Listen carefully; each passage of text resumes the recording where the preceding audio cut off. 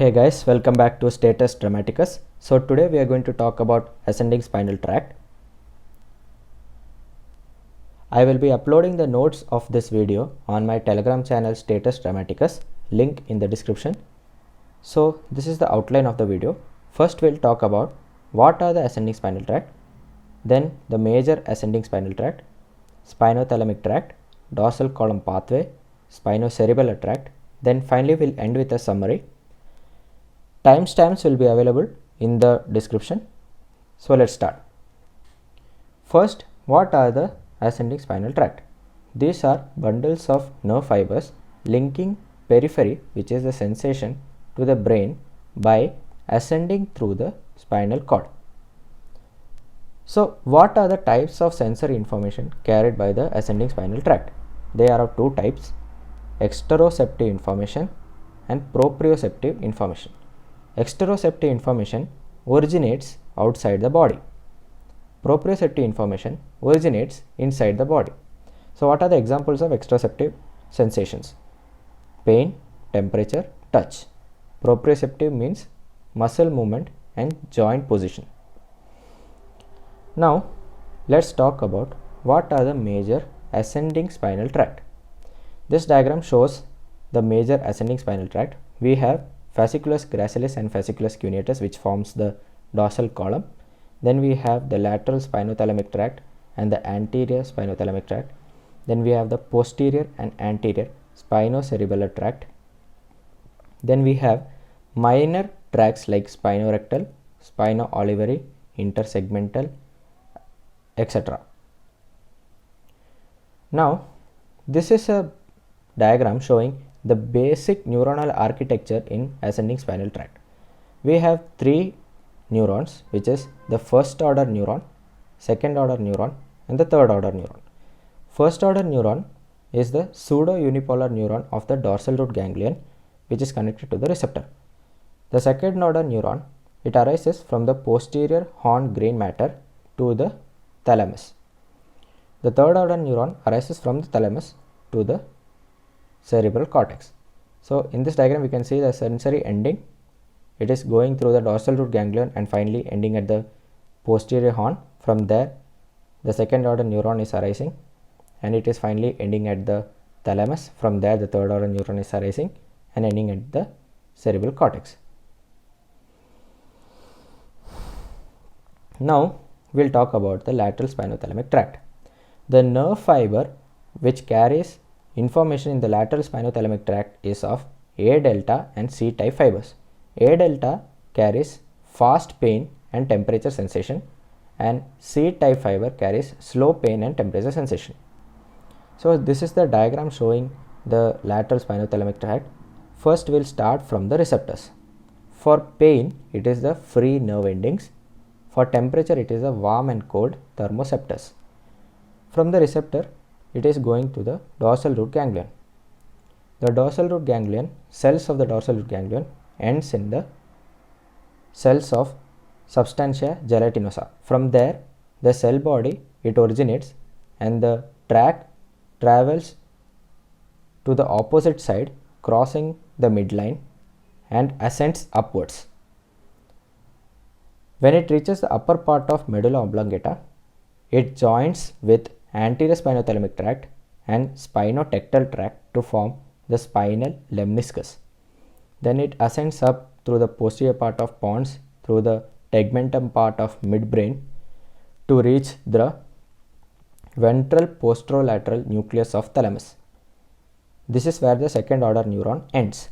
From here the third order neuron arises and it passes through the posterior limb of internal capsule and through the corona radiata, finally ending in the post central gyrus of cortex. Now what is the function of lateral spinothalamic tract?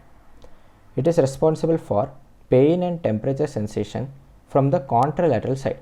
We saw earlier that the second order neuron arising from the cells of substantia gelatinosa is crossing the midline and going to the other side. So the perception is from the contralateral side. Now we will talk about the anterior spinothalamic tract. The nerve fiber involved here is A alpha and A beta type, large type nerve fibers. So again, the receptors here is Merkel cells. From here it goes to the dorsal root ganglion, ending at the cells of substantia gelatinosa. From here the second order neuron arises, crosses the midline and goes to the other side and ascends upwards. Finally, at the upper part of medulla oblongata, it forms the spinal lemniscus along with lateral spinothalamic tract and spinotectal tract. Then it goes to the posterior part of pons, tegmentum part of midbrain, finally ending at the ventral posterolateral nucleus of thalamus. From here, the third order neuron arises, goes through the posterior limb of internal capsule, corona radiata, finally ending at the postcentral gyrus of cerebral cortex. The pathway is very similar to lateral spinothalamic tract. So what is the function of anterior spinothalamic tract? It carries crude touch and pressure sensation from the contralateral side.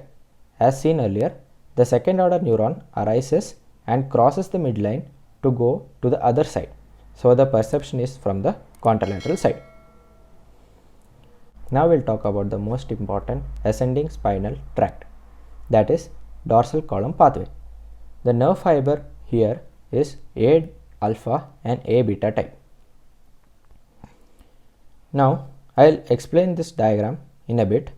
So first we have the receptors. The receptors is mucinous corpuscles, Pacinian corpuscle, muscle spindle and tendon organs. From here it is going through the dorsal root ganglion. Now the first order neuron in dorsal column medial lemniscus pathway is dorsal root ganglion, which is the pseudo unipolar neuron. From here it ascends ipsilaterally, that means there is no going to the other side, and it ascends ipsilaterally as fasciculus cuneatus and fasciculus gracilis. Then it ends at the second order neuron, which originates from nucleus gracilis and nucleus cuneatus of medulla. From here the axons of the second order neuron, it is called the internal arcuate fibers. They cross midline and form sensory decussation with similar fibers of the opposite side, and this bundle ascend as medial lemniscus through the thalamus, finally reaching the cerebral cortex. Now we'll go back to the image. We can see from the dorsal root ganglion it is ascending ipsilaterally, the second order neuron originating from the nucleus cuneatus and gracilis. From there it is forming the medial lemniscus, then ascending via the pons, midbrain, and finally reaching the ventral posterolateral nucleus of thalamus. From there the third order neuron arises, finally reaching the cerebral cortex. So before we move further, we'll see what is the difference between fasciculus gracilis and fasciculus cuneatus. Fasciculus gracilis is present throughout the spinal cord, but the cuneatus is not present throughout the spinal cord. Fibers of fasciculus gracilis arise from sacral, lumbar and lower 6 thoracic segments. Fibers of fasciculus cuneatus arise from upper 6 thoracic segments and cervical segments. Now the dorsal column pathway, what is the function of it?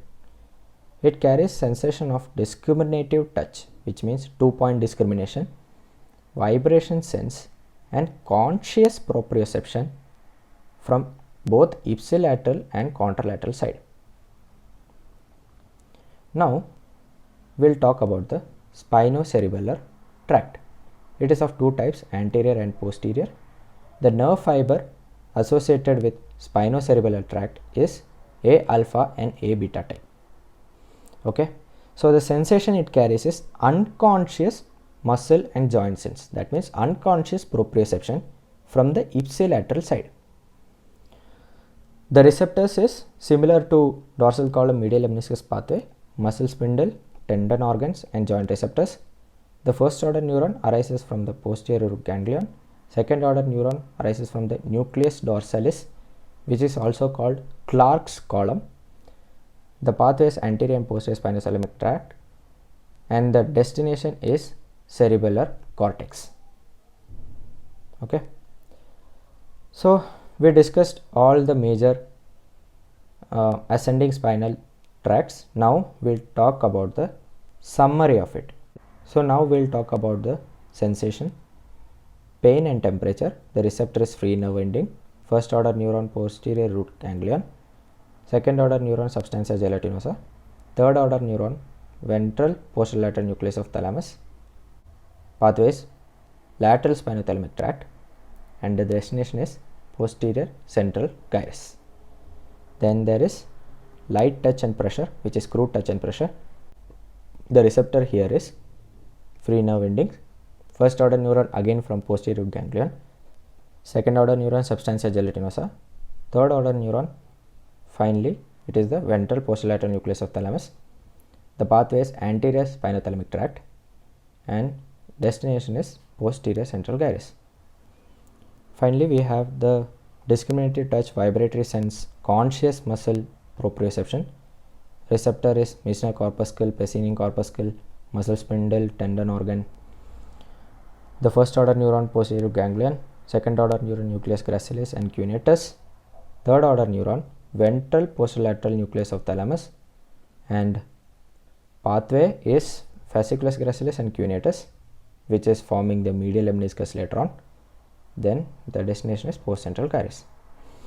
So this was all about the ascending spinal tract. Would you like me to explain any of the confusing medical topic?